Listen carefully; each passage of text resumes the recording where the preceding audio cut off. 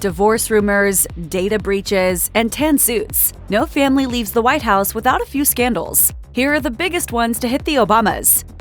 In September 2012, militants attacked the United States diplomatic mission in Benghazi, Libya, killing 4 Americans, including Ambassador J. Christopher Stevens and Foreign Service Information Management Officer Sean Smith. In the aftermath, Susan Rice, the United States ambassador to the United Nations, explained that the attack happened spontaneously and had turned into something that was much more violent. The following month, Reuters released a report revealing that multiple emails showed that the White House had been informed of the militants' involvement just hours after the attack. Then Secretary of State Hillary Clinton was also reportedly informed of al-Qaeda's involvement shortly after the attack. The Obama administration faced serious backlash, with critics accusing officials of misleading the public to downplay the attack. Former New York City Mayor Rudy Giuliani told Fox News, "This is a deliberate attempt to cover up the truth from an administration that claimed it wanted to be the most transparent in history." In response to the controversy, several committees were set up to investigate the aftermath. In 2014, the House Intelligence Committee concluded that there was no evidence pointing to a cover-up.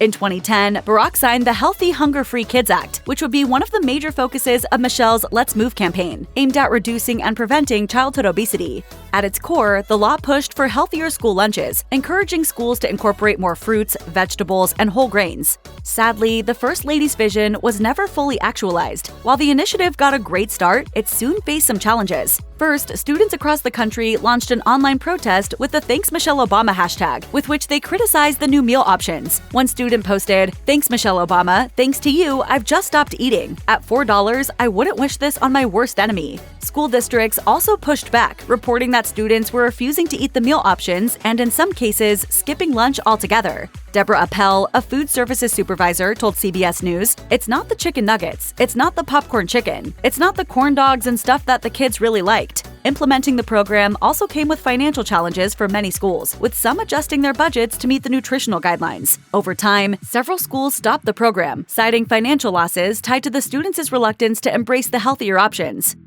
If Barack was unfairly deemed un-American for his choice of burger condiment, Michelle's critics had a better argument against her in February 2008. Speaking in Milwaukee, Wisconsin on the campaign trail, Michelle made a controversial statement about her pride in the U.S. She told the audience, "For the first time in my adult lifetime, I'm really proud of my country."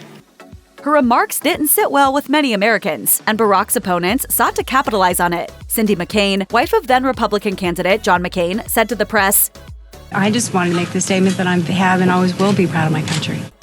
Michelle attempted to explain what she meant, arguing she wanted to highlight the impact of Barack's campaign on voters. Her spokesperson Jen Psaki said, "For the first time in a long time, thousands of Americans who've never participated in politics before are coming out in record numbers." Barack also stood up for his wife, noting she was talking specifically about American politics and not the country as a whole. He told ABC News, "What she meant was, this is the first time that she's been proud of the politics of America." During a December 2022 appearance on Revolt TV, Michelle got candid about the challenges in her marriage after she and Barack became parents. She admitted, "There were 10 years when I couldn't stand my husband. And guess when it happened? When those kids were little."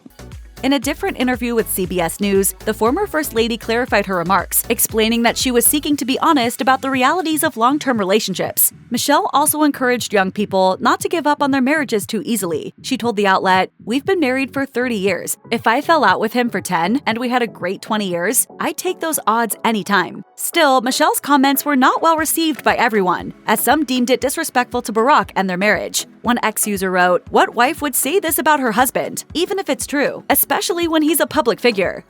Barack and Michelle had the internet buzzing with divorce rumors in 2025 after the former First Lady was absent from major public events. For instance, in January 2024, Barack attended President Jimmy Carter's funeral alone, with Michelle skipping it due to an extended vacation in Hawaii. Michelle also didn't attend Donald Trump's inauguration on January 20th, 2025. Her team provided no official explanation for the absence. While some concluded it was a protest against Trump, whom she has openly criticized over the years, many others took it to mean trouble in Michelle and Barack's marriage. One ex-user posted, "Why aren't more people talking about Michelle Obama not being with Barack at the Carter funeral and the Trump inauguration? I smell a divorce brewing." The former First Lady eventually set the record straight, revealing that her decision to step back from public duties had nothing to do with the state of her marriage. Instead, Michelle highlighted society's obsession with wanting public figures to live up to certain expectations and the ensuing pressure it places on women. She said during an appearance on Sophia Bush's Work in Progress podcast, This couldn't be a grown woman just making a set of decisions for herself, right? Right.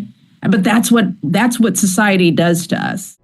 Barack and Michelle's first encounter with the British royal family came early in the presidency. In April 2009, the then president and first lady flew across the Atlantic to meet the late Queen Elizabeth II, and Michelle managed to cause controversy yet again. While talking at a reception, Michelle was captured briefly placing her hand on the Queen's back. As royal experts and fans are well aware, no one is supposed to touch the monarch. Michelle wasn't exactly unaware of the protocol, but she wasn't entirely aware of it either. After a long flight, she just did what felt natural to her. The former First Lady revealed in her 2018 memoir, Becoming, "Forget that she sometimes wore a diamond crown and that I'd flown to London on a presidential jet. We were two tired ladies oppressed by our shoes. I then did what's instinctive to me anytime I feel connected to a new person. I laid a hand affectionately across her shoulder. The faux pas seemed to matter more to observers than to the Queen herself." While Michelle was widely criticized, Queen Elizabeth didn't seem to mind too much. After all, she reciprocated Michelle's touch by placing her own hand on the small of her back.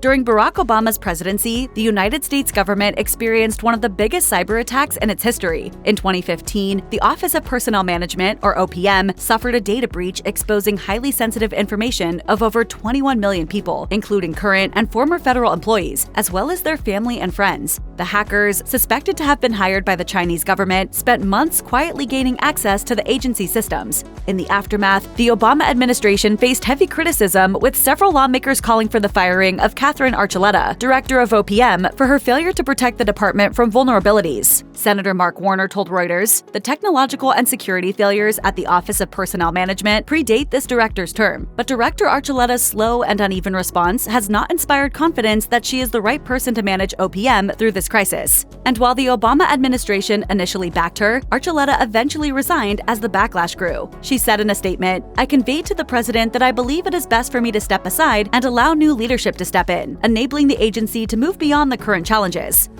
In February 2009, Michelle posed for the photo in a black sleeveless Michael Kors dress adorned with a pearl necklace. Many commentators criticized her decision to bare her toned shoulders and arms, deeming the look too informal for a first lady. The portrait came just a week after Michelle donned a purple sleeveless dress during Barack's first congressional address. People were about to lose it with her penchant for baring her arms. Former editor-in-chief of Glamour magazine, Cindy Levy, told the New York Times at the time, "Oh my God, the First Lady has bare arms in Congress, in February, at night." However, others defended Michelle's fashion preferences. Jackie Kennedy's social secretary, Letitia Baldridge, recalled how the late former First Lady also often wore sleeveless dresses. She told HuffPost, "It was fine then and is fine now." During an August 2014 press conference, he dared to wear a tan suit. Social media had a field day. Journalist Philip Klein wrote on X, "This is what happens when Obama bypasses Congress to purchase a suit." Not everyone hated it though. One person referenced the de facto end of summer when light-colored clothing is considered most appropriate, writing on X, "People, it's 2 days before Labor Day weekend. Let Obama wear a khaki suit." It may sound like a joke, but the buzz surrounding Barack's tan suit really turned the event into a controversy, warranting its own Wikipedia page. This is largely because social media users weren't the only ones preoccupied with Barack's attire. Political commenters also gave their 2 cents, often not jokingly. Former Fox News host Lou Dobbs wondered, I think it was shocking to a lot of people. Is this an effort to make him look warmer? The problem seemed to have been partly created by Barack himself, who had previously laid out his apparel preferences. He told Vanity Fair in 2012, "You'll see I wear only gray or blue suits. I'm trying to pare down decisions, because I have too many other decisions to make." Thus, his detour from tradition caused many to think he was trying to send a cryptic message. Who knows? Maybe he was. Let me start off by saying that I was sorely tempted to wear a tan suit today. In May 2009, Barack Obama found himself the subject of unwanted attention when he ordered a cheeseburger with Dijon mustard on it. I just want mustard, no ketchup. If you got like a spicy mustard or something like that, or a Dijon mustard, something like that. It was a huge scandal, as conservatives everywhere were appalled at the un-Americanness of the then president. Fox News' Sean Hannity could hardly contain his repugnance for Barack's choice of condiment. In his eyes, that only proved he was out of touch with the American people. Hannity said on his show, "All right, I hope you enjoyed that fancy burger, Mr. President." Hannity's fellow Fox News host, Laura Ingraham, echoed his sentiment, but instead of focusing on what Barack put on his burger, she was more concerned with what he left out. What kind of man orders a cheeseburger without ketchup, but Dijon mustard?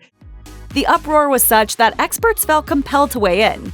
Barry Levinson, founder and curator of the National Mustard Museum, told the Chicago Tribune, "There's nothing pretentious about Dijon mustard. It's a very simple product." Pardon me, would you have any Grey Poupon? But of course.